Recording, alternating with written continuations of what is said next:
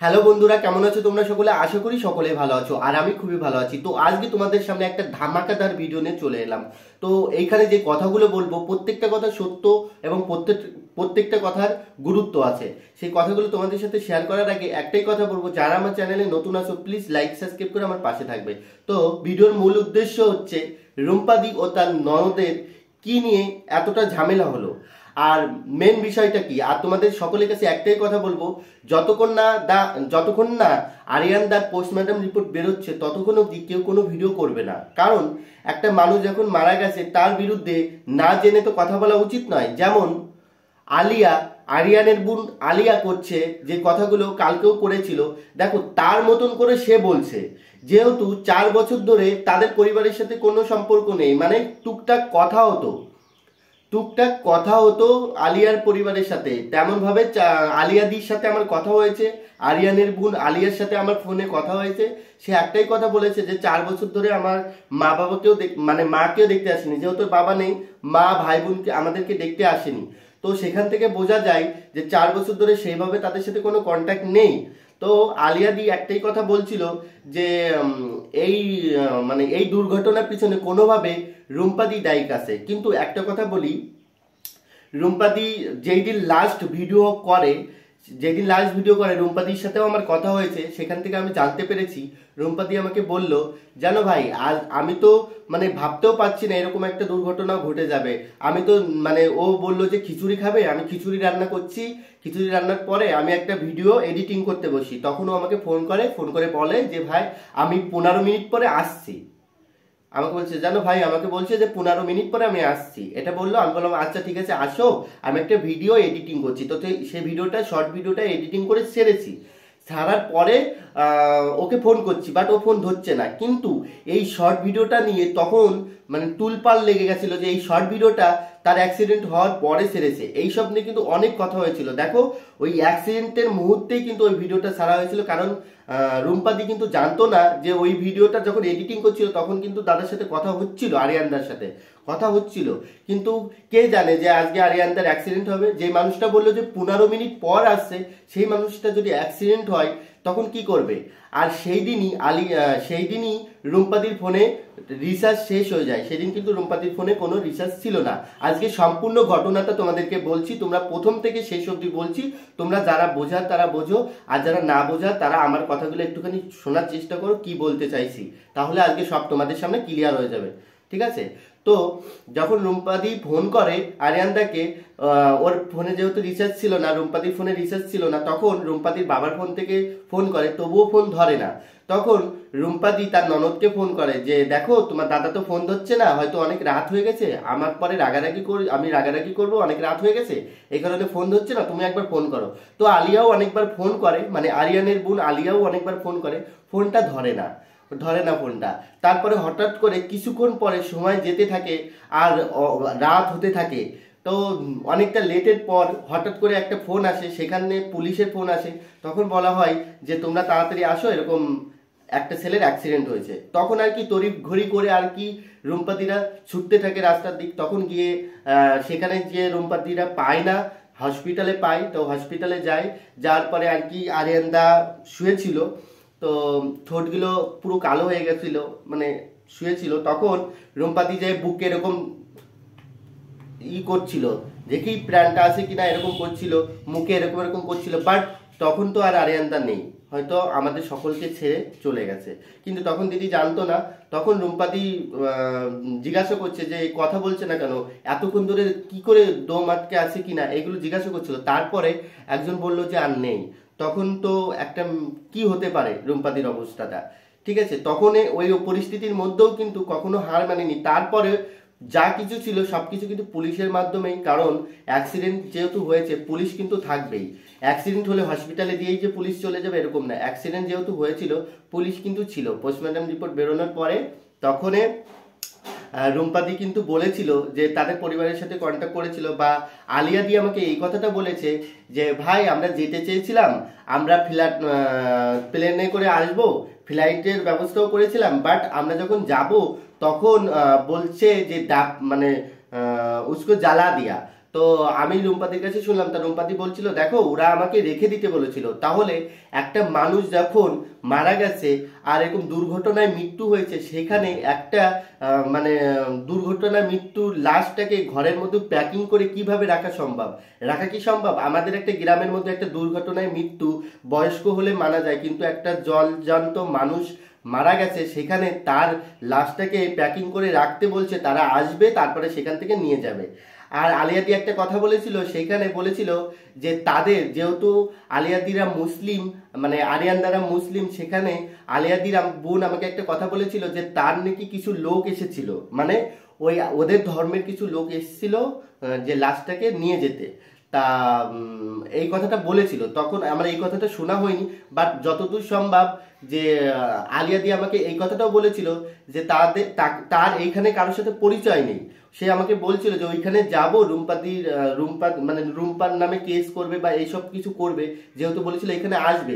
তো আমাকে বলছিল, তা হঠাৎ করে রুম্পাদি মানে আলিয়া আমাকে বলল যে ওইখানে তো আমার কেউ নেই, কিভাবে যাব? তাহলে রুম্পাদি আবার আমাকে এই কথাটাও বলেছিল যে মানে আমাদের ধর্মের লোক ওর লাশটা আনতে গেছিল। তাহলে যদি তাহলে ওর চীনা পরিচিত কেউ আসে, না থাকলে কি করে লাশটা আনতে যাবে? তাহলে এক মুখে দুই কথা বলেছে। বুঝাতে পারলাম আমি কি বললাম? কারণ আমি বলতে চাইছি, আমার আলিয়া মানে আরিয়ানের বোন আলিয়া আমাকে বলল যে দেখো আমি তো রুম্পাকে বললাম যে আমাদের ধর্মের মানুষ মানে মুসলিম যারা আছে তারা আমার দাদার লাশটা আনতে যাবে, তখন তুমি লাশটা ওদের কাছে দিয়ে দাও। তো এই কথা বললো। তারপরে আমি যখন কথা বলেছিলাম তখন আলিয়া বলেছিল আমাকে যেগুলো সত্য, আমি একটাও মিথ্যে বলবো না, যেগুলো সত্য সেইগুলো, হয়তো কল রেকর্ড আছে, যদি তোমাদের দরকার পড়ে আমি কল রেকর্ডও দিয়ে দেবো, ঠিক আছে? তো যাই হোক, শোনো, তখন আলী আমাকে বলল যে তোমাদের ওখানে যাব, তোমরা কিছু করতে পারবা না, মানে হিন্দিতে বলছে তোমরা কিছু করতে পারবা না। তো আমরা বললাম দেখো তুমি তো এতটা দূরে থাকো, যদি তোমার কিছু করার থাকে তুমি তো ওইখান থেকে বলছো যে তোমার ভাইয়া কা এ हो गया वो हो गया, बट तुम यहाँ पर आओ। अब मैंने बोला যে तुम यहाँ पर आओ, आके पुलिस से बात करो, बात करने के बाद देखो क्या होता है, उसको बाद तुम ये रूमपादी के ऊपर केस करो, बट ऐसा नहीं कर सकते आप। তো আমি বলেছি যে তুমি মানে কোনো প্রমাণ ছাড়াই হঠাৎ করে তোমার ভাইয়া আজকে নেই তাই বলে তুমি তার নামে কেস করে দেবে, এরকম তো হয় না। তুমি আগে এখানে আসো, আসে তোমার ধরো পরিবারের লোক আছে, তুমি আসো, আসে কথা বলো। আর আলিয়াদি একটাই কথা বলেছিল যে ও আসতে চাই, বাট এখানে তার কোনো আত্মীয় স্বজন নেই, যে কারণে সে জানে না কি করবে, ঠিক আছে? কিন্তু এই কথাগুলো বলেছিল। তো আমি একটাই কথা বলবো, এই হলো মেন ঘটনা। আর তাদের ওই রুম্পাদি আর তার ননদের ঝগড়া কোথা থেকে হলো সেইগুলো আজকে তোমাদের সাথে শেয়ার করবো, মানে কি নিয়ে তাদের গন্ডগোল, ঠিক আছে? তো দেখো, রুম্পাদি যেহেতু 4 বছর ধরে রুম্পাদি মানে আরিয়ানরা রুম্পাদির কাছেই আছে, তাদের তাদের বিয়ে হয়েছে, তাদের স্বামী স্ত্রী সম্পর্ক, তারা এইখানেই আছে। শ্বশুর বাড়িতে মানে বাপের বাড়ি খুব বাপের বাড়িতে থাকে, কিন্তু শ্বশুর বাড়িতে খুব কম যায় রুম্পাদি, মানে শ্বশুর বাড়িতে খুব কম যায়। সেখানে এই যেহেতু এখানে ছিল, তাহলে মানে রুম্পাদির অবস্থাটা আরো বেশি খারাপ। তখন যখন অ্যাক্সিডেন্টটা হয় তখন একটা মানে এইখানে মানে তার মানে শেষ দিনগুলো তাদের মানে যখন আরিয়ানদে মারা যায় তখন তার লাশটাকে নিয়ে যাওয়া, শ্মশানে নিয়ে যাওয়া, পুরানো সবকিছু করতে হয়েছে। মানে তার মাথা একটা মানুষের হাতে, ওর যেহেতু কোনো দাদা ভাই নেই, মানে গ্রামে যারা আছে তারা 2 বোন, আর মা বাবার তো ভালোই বয়স হয়েছে। সেখানে দেখো, হয়তো আমার ভিডিও দেখে অনেক লোকের খারাপ লাগতে পারে বা অনেক লোকের ভালো লাগতে পারে, কিন্তু একটা কথা বলতে পারি, জীবনে প্রত্যেক মানে এই যে তোমরা অনেক লোকে রুম্পাদির বিষয়ে বলছো, কিন্তু আমিও বলবো, আমিও রুম্পাদিকে বলছি না যে রুম্পাদিও ভালো বা আলিয়াও ভালো, কে সঠিক এটা তো আমরা কেউ জানি না। কিন্তু আমার যতদূর মনে হলো কথা বলে, বা যতদূর আমার মনে হলো দুইজনের কথা বলে, দেখো এর মধ্যে আরো কিছু ঘটনা আছে। সেইগুলো হলো, রুম্পাদি জ্যোতিষীর কাছে গেছিল, জ্যোতিষী কি বলেছিল, অ্যাক্সিডেন্টের ভাড়া আছে, সেটা কিন্তু 4 বছর আগে করেছিল। আজকে কিন্তু সেই 2024 সালে কিন্তু তার ডেট হয়েছে। কেউ কি জ্যোতিষী তো মিথ্যে কথা বলবে না, এটা আমি গ্যারান্টি দিলাম, জ্যোতিষী কখনো মিথ্যে কথা বলে না। কারণ জ্যোতিষীর কাছে আমি নিজে দেখিয়েছি। আর যারা মানে আমার এই ভিডিওটা দেখছে তারা জানে কি না, আমি তো নাম্বার সহকারে ভিডিও দিয়েছি। আর এটা ছাড়াও যত লোক আছে, হিন্দু যারা আছে, তারা জানে যে জ্যোতিষী দেখালে কি হয়। আর অনেক লোক বিশ্বাস করে, অনেক লোক বিশ্বাস করে না, বাট আমি বিশ্বাস করি। কারণ যেই কথাগুলো আমার সাথে জ্যোতিষী বলেছিল সেই কথাগুলো কিন্তু পুরো মিলে গেছে, একটা কথাও মিথ্যে নয়। জ্যোতিষী যা বলে সব কিছুই সত্য হয়, কিন্তু জ্যোতিষীর কথাগুলো সত্য হয়। কিন্তু দেখো, মানুষের যদি মৃত্যু থাকে এটা তো কেউ আটকাতে পারবে না। তুমি, আমি, আমরা কিন্তু কেউ আটকাতে পারবো না। কারণ কারো জীবনে মৃত্যু থাকলে কেউ তো আটকাতে পারে না, আমরাও আটকাতে পারবো না। ঠিক আছে, তো মেন কথা হচ্ছে তার ননদের সাথে কেন ঝগড়াটা হলো। দেখো, যখন তার ভাইয়া মারা যায়, মানে আরিয়ানটা যখন মারা যায়, তখন কিন্তু রুম্পাদির কাছে বারবার করে ফোন করতে থাকে। যেহেতু রুম্পাদি আমাকে বলেছে যে বারবার করে ফোন করছে, বারবার করে বলছে যেখানে মানে দুর্ঘটনা হয়েছে ওখানে যাও, ওখানে যে যাচ্ছে, তারপরে আবার এখানে যাচ্ছে, মানে নানান ধরনের প্রশ্ন, মানে এত পরিমাণের মানে বলছে, বিরক্ত করছে। আমার না আর পাচ্ছি না, কারণ একেতে দেখো আমার অবস্থা ভালো না, না পারি ঘুমাতে, না পারি, আমার শরীরটাও ভীষণ খারাপ। ঠিক আছে, এই কারণে আমি কিছু করতে পারছি না। সেইখানে আমাকে এরকম বারবার করে ফোন করছে, তো আমি ফোনটা ব্ল্যাকলিস্ট করে দিই। কারণ এত পরিমাণে ফোন করছে, আমি ওকে বলেছি যে তোমার যদি কোনো আইনি ব্যবস্থা নিতে হয় তুমি নাও, আমি তো বারণ করিনি, বাট তুমি আমাকে এরকম ভাবে অপদস্থ করো না বা টর্চার করো না। কালকে লাইভে দিদি যে কথাগুলো বলছিল সেই কথাগুলো তোমরা নিশ্চয়ই শুনেছো। তার এই কথাগুলোই আমি আলিয়াদির সাথেও কথা বলেছি, আলিয়াদির সাথে কথা বলে এতটুকু জানতে পেরেছি, দেখো আলিয়াদি যেই কথাগুলো বলছে তার কোনো প্রমাণ নেই। হয়তো বলছে যে কারোর সাথে চলে গেছিল, এটাও কিন্তু ভুল কথা। কারণ কি, সে তো নিজের চোখে দেখেনি, আর অন্য কোথাও যেতে পারে, সেটাও আমি তোমাদের সামনে শেয়ার করলাম, অন্য কোথাও যেতে পারে। কিন্তু প্রমাণ ছাড়া তুমি, আমরা তো কিছু করতে পারবো না, এটা পুলিশের উপরেই ছেড়ে দিক। তারা পোস্টমর্টম রিপোর্ট আসুক, পোস্টমর্টম রিপোর্টে কি বলে সেগুলো আগে তোমরা দেখো। রিপোর্টে কি বলে এগুলো না দেখে আগে এরকম আন্দাজে কথা বলা তো ঠিক নাই। কারো বিষয়ে কিছু কথা বলার আগে আগে ভালো করে জেনে নিতে হয়, তারপরে বলতে হয়। তার পরিবারের সাথে একটা কোনোদিনই ভালো সম্পর্ক ছিল না। এই যে আজকে কিছু কিছু মানুষ ভিডিও করেছে, সেখানে বলেছে যে আগের দিন বললো তার ননদের সাথে ভালো সম্পর্ক, আর আজকে বলছে তার ননদের সাথে ভালো সম্পর্ক না। আসল ঘটনাটা কি? কিন্তু দেখো, সবসময় মানুষের তো একরকম থাকে না, একটা সময় মানুষের সবার সাথে, আজকে তোমার সাথে আমার যে ভালো সম্পর্কটা, কালকে কিন্তু তোমার সাথে আমার ভালো সম্পর্ক নাই থাকতে পারে। এটাই কি কোনো দোষ? এটা কোনো দোষ নেই। কারণ সবসময় মানে জল সবসময় একদিকেই থাকে না, জল সবসময় নিচের দিকেই যায়, যেই দিকেই ঢালু দেখে সেই দিকেই যায়। ঠিক আছে, তাও মানুষের জীবন হলো এরকম, যেই দিকেই সুবিধা মানুষের সেই দিকেই যাবে। ঠিক আছে, আর তাছাড়া মানুষ সবসময় চাইবে যে তার ভালো হোক, নিজের ভালো ছাড়া তো কেউ কখনো চাইবে না। আমিও চাই আমার ভালো হোক, কিন্তু চোখের সামনে যদি দেখি মানে যেই ঘটনাগুলো, সেই ঘটনাগুলো দেখার পরে না খুবই খারাপ লাগে। তার রুম্পাদির একটাই কথা, সে কিন্তু কখনো বলেনি, সে বলেছে যে দেখো পারমিশন ছাড়া ভিডিও করো না। কারণ তার একটা মেয়ে, তারা দুই বোন, সকলেই জানো একটা মেয়ের বিয়ে দিতে গেলে অনেক সমস্যা থাকে। সেইখানে তাদের বিষয়ে যদি এরকম ধরনের কাটাছেড়া করা হয় বা তাদের যদি এরকম ধরনের সবকিছু বলা হয়, তখন তার মেয়েটার কিভাবে বিয়ে দেবে বা তাদের দুই বোনের কি হবে, বুঝতে পারছো?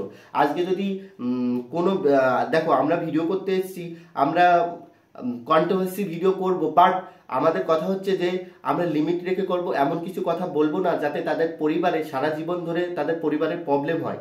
এই কথাটাই আমি তোমাদেরকে বলতে চাইছি, যে সবসময় একরকম চলে না। আজকে সব ঘটনাগুলো তোমাদের সাথে খুলে বললাম। এই কারণেই কিন্তু রুম্পাদি একটু রাগারাগি করছিল, যে এই কারণে ওর নাম্বারটা ব্লক লিস্ট করে দিই, আর ও এরকম পাগলের মতন করছে। ঠিক আছে, তো মেন কথা, আমি তোমাদেরকে কথা দিচ্ছি, যখন আরিয়ানদার রিপোর্টটা বেরোবে, মানে আরিয়ানদার দুর্ঘটনা যে রিপোর্টটা বেরোবে, সেই রিপোর্টটা যেদিন বেরোবে সেই দিন আমি তোমাদের সাথে এই একটা ভিডিও নিয়ে আসবো। তার আগে আর এইসব ভিডিও হবে না। তো আমি তোমাদের সামনে কি বলেছে রিপোর্টে, বা কি কারণে মারা গেছে, কোনো দুর্ঘটনা কি কোনো অ্যাক্সিডেন্ট, মানে সবকিছুই তোমাদের সাথে শেয়ার করবো কি হয়েছিল। কারণ না জেনে তো কারো বিষয়ে কথা বলতে নেই। তো রুম্পাদিও আমাকে বলেছে যে ভাই দেখো, আগে রিপোর্টটা বেরোক, রিপোর্টে কি বলে সেটা আগে জানার পরে তারপরে তোমরা যা ইচ্ছা করো। ঠিক আছে, এটা বলেছে। আর আলিয়াদিকে একটাই কথা বলবো, আলিয়াদির সাথে আমার অনেক কথা হয়েছে, অনেক অনেক অনেক কথা হয়েছে। কথা শুনে বুঝতে পারলাম, দেখো এরকম আমাকে বলছে যে উসকো কুছ ধাগা পারা দিয়া, মানে ওই লাল সুতো হয় না আমাদের, লাল সুতো করাই দিয়েছে। তারপরে এরকম বলছে যে ওই মালা, মানে গোল গোল, মুসলমানরা তো মালা পরে না। ঠিক আছে, তো এরকম মালা পরাইছিল, যে দেখবা যে আরিয়ানদের গলায় মালা থাকে, ওই মালা পরিয়েছিল। এই নিয়েও দিদি কিছু কথা বলেছে। কিন্তু দেখো, আমাদের হিন্দু এইগুলো কিন্তু কোনো বিষয় না, কিন্তু সবাই পরে মালা। আর জ্যোতিষী দেখিয়েছিল, তো এই কথাও বলেছিল আলিয়া যে জ্যোতিষী দেখিয়েছে, জ্যোতিষী হয়তো কোনো কিছু করেছে, কিন্তু আলিয়াদিকে একটাই কথা বলবো, এরকম কিছু হয় না দি। তুমি তোমার মতন করে আন্দাজে কথা বলছো, আর আমরা এরকম ভাবে ভিডিও করতে পারি বলো? আমি সবকিছু ভেবে বিবেচনা করে দেখলাম যে জ্যোতিষীর বিষয়ে তুমি যে কথাগুলো বলেছিলে যে জ্যোতিষীর কাছে নিয়ে গেছে আমার ভাইয়া কিছু করিছে, কিন্তু এইগুলো কিন্তু সম্পূর্ণ ভুল। কিছু করিনি, দেখো জ্যোতিষী আমিও দেখিয়েছি, ঠিক আছে, আরো যারা আছে সবাই কিন্তু জ্যোতিষী দেখিয়েছে। এইটা কোনো বিষয় না। হাতে যেই লাল সুতো নিয়েছে, এটা তো সেই ঠাকুরের সুতো, ঠাকুরের সুতো, ও পুজো দিতে গেছিল তাই নিয়েছিল। এইগুলো কিছু হয় না, এগুলো কুসংস্কার, এগুলো কিছু হয় না, ঠিক আছে। কিন্তু জ্যোতিষী যে কথাগুলো বলে সেগুলো সত্যি হয়, এগুলো আমরা সকলেই জানি, ঠিক আছে। কিন্তু তুমি যে কথাগুলো বলছো সেগুলো একদমই সঠিক না, ঠিক আছে। আর সত্যি কথা বলতে দেখো, রুম্পাদি বারবার বলছে রিপোর্টটা বেরোনোর পরে তোমরা যে যা ইচ্ছা করো, রিপোর্টটা বেরোনো অবধি পোস্টমর্টম রিপোর্টে কি বলছে তারপরে তোমরা ভিডিও করো, না হলে কিন্তু আইনি ব্যবস্থা নেওয়া হবে। এটা কিন্তু রুম্পাদির কথা নয়, এটা কিন্তু পুলিশের কথা। কারণ বলছে একটা যেহেতু দুর্ঘটনা হয়েছে, সেটা তো এটা বলে চালিয়ে দিতে পারে না, ঠিক আছে।